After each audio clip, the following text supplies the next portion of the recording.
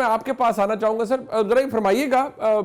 जो इम्प्रेशन हमें मिल रहा है इमरान खान साहब का खत तो खैर क्या हुआ उसका जवाब भी खैर क्या ही आएगा, लेकिन जुनैद अकबर साहब के जलसों के अंदर या वर्कर कन्वेंशन के अंदर, मैं अगर ये कहूँ जलसा तो खैर अभी नहीं हुआ, वर्कर कन्वेंशन के अंदर बड़े खतरनाक नारे लग रहे हैं। आपने शायद सुना हो, आज भी वहां कहा जा रहा था मेजर से लेंगे आज़ादी, कर्नल से लेंगे आज़ादी, और जुनैद अकबर साहब फरमा रहे हैं कि जी रियासत हमसे बराबरी की सतह पर अगर बात करेगी तो हम करेंगे, और ये गलतफहमी है किसी की कि हम भाग गए थे, अब हम आएंगे तो हम गोली खाने के लिए आएंगे और जो होगा उसका नुकसान आपको यानी हुकूमत को ज्यादा होगा।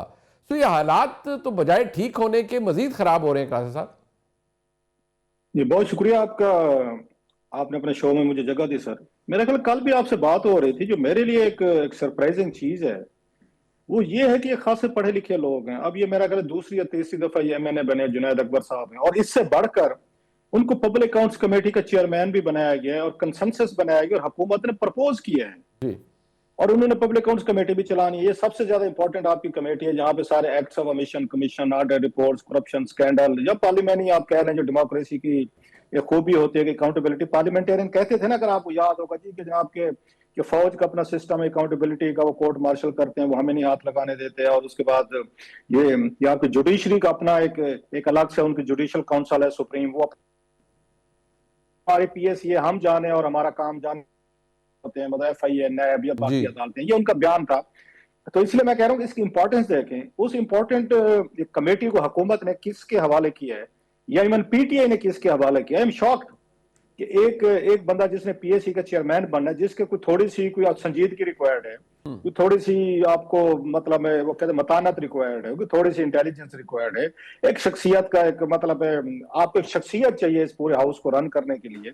अगर वो बंदा इस तरह की गुफ्तगू कर रहा है तो इट्स बियॉन्ड मी अंडरस्टैंडिंग कि इन लोगों को क्या हो जाता है कि आप बात करें, आपको धमकी दिए बगैर, आपको खून खराबा किए बगैर, आपको गोली चलाए बगैर, या हमारे जनाजे पढ़ लेना। उन्होंने फरमाया था,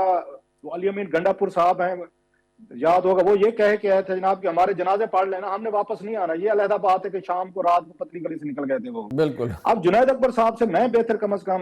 मेरा ख्याल था, और इसमें उनका तो कोई कसूर नहीं अगर मेरा ख्याल था ऐसा, कि वो शायद कोई आएंगे एंड सैनिटी विल वो क्या रिटर्न टू द प्रोसीडिंग, कोई बेहतर बात करेंगे, कोई थोड़ी सी फौज और इमरान खान साहब के दरमियान एक जो उसमें डिसेंसी है आगे उसको लाने की कोशिश करेंगे, मीडिया को विन ओवर करेंगे अपनी अच्छी गुफ्तगू से, अपनी पर्सनैलिटी से। और वो लोग जो इसको इवन इसके PTI के बेटर क्रिटिक्स हैं, वो भी इनका एडमायरर और फैन बन जाएगा। लेकिन कोई पता नहीं, कोई ऐसा कोई टीका लगता है जिसको भी ओहदा मिल जाए PTI का, एक तो इमरान खान साहब उसके नाम के साथ ये लगा दें कि फलां सेक्रेटरी जनरल है, ये प्रेसिडेंट है, ये एडिशनल सेक्रेटरी है, ये सर है, ये तर्जमान है, तो ये मेरा फलाना कोऑर्डिनेटर है। तो यार उसके बाद मतलब ऐसी गोलाबारी शुरू होती है, ऐसी मतलब आग निकलना शुरू कर देते। मैं तो मतलब I met lost to understand, बड़े बड़े नाम है, तो एक नाम बता दे जिसको ओहदा मिला हो और उसने रीजनेबल बात की हो। बिल्कुल बिल्कुल ठीक है। मतलब उसने कोई थोड़ी सी हमारे और आप जैसे लोग चलो मान लेते हैं हम क्रिटिक हैं, मैं मानता हूँ भी हम आपके ये पॉलिसीज के फैसलों के, हुकूमत हो आप हो, हम आपके क्रिटिक हैं और हमारा काम भी ये है। तो लेकिन हमें भी तो थोड़ा सा कुछ जवाब दें कि हम आप लोगों को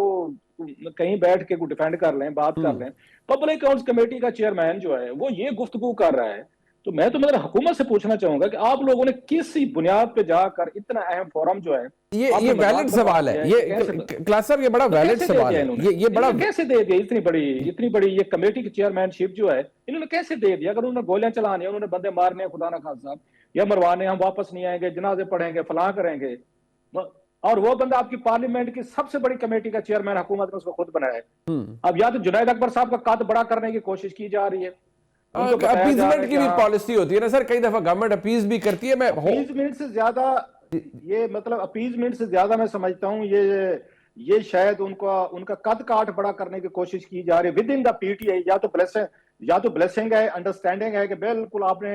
आपने गंडापुर साहब से आगे जाना है, उनकी आपने उनसे ज्यादा बड़ी बात करनी है, ज्यादा लाउड बोलना है, ज्यादा थ्रेट करना है, ज्यादा ब्लड शेड की बात करेंगे तो आपको सीरियस लिया जाएगा। बिल्कुल, वही हॉस्टेज बन गए अपने रहते के। मेरे साथ ये राणा साहब, इंपॉर्टेंट एस्पेक्ट ये है कि इस वक्त जो सूरत हाल बन गई है, ये अब जुनैद अकबर साहब का ये गुफ्तगू करना कि हम आएंगे तो नुकसान आपको होगा, जो नारे लगाए जा रहे हैं वो बड़े अलार्मिंग है। ऊपर से जो इमरान खान साहब का खत है उस पे सेक्रेटरी जनरल जनाब सलमान अकरम राजा फरमा रहे हैं कि नहीं, इमरान खान कोई पाँव नहीं पकड़ा, वो तो वार्न कर रहे हैं कि आप इदारे को तबाह कर रहे हैं एक शख्स को सिर्फ जेल में रखने के लिए। तो हालात तो नहीं दुरुस्त अगर फ्रैंकली देखा जाए राना साहब।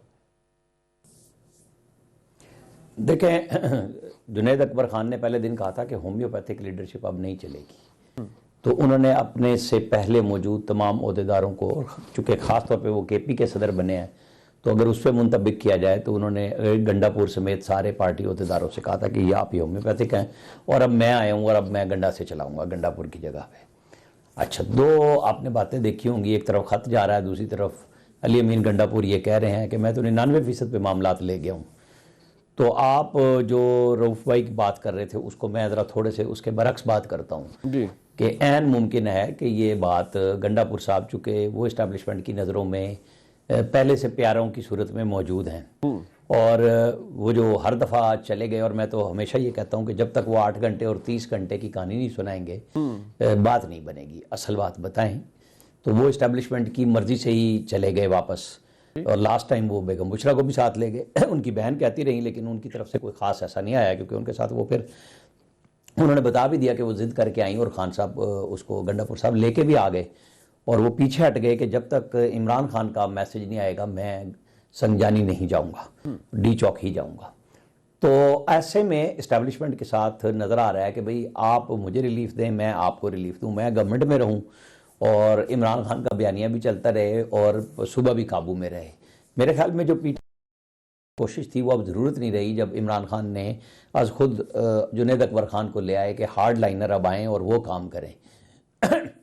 तो जो मिड का काम है वो गंडापुर साहब कर रहे हैं, इससे ज़्यादा कुछ नहीं है, क्योंकि रास्ता किसी को नहीं मिल रहा है। ये टामक टोइयाँ मार रहे हैं। ये जो सलमान अकरम राजा साहब की आपने बात कही, देखे ना, वो तो खुद उस लीडरशिप में आएंगे जिसको इन्होंने जुनैद अकबर खान ने कहा होम्योपैथिक कि ये लाहौर में अकेले ही फिरते रहे। भाई आप गिरफ्तारी दे देते, जाके टकरा जाते किसी कंटेनर के पास। यास्मीन राशिद साहिबा भी तो निकली थी ना 2022 में, वो भी तो निकली थी 2022 में। तो ये तो वीडियो बना के भेजते रहे ना। तो अब मेरा ख्याल है खान साहब ने सबको दोबारा टेस्ट करने का फैसला किया है कि आ तो गए, लीडरशिप में भी आ गए, लेकिन सच्चा कौन है और सुच्चा कौन है। देखें, कल वो फैसल फरीद बड़े होश से काम लेते हैं। वो कल जनरल डायर कह रहे थे, आप अंदाज़ा करें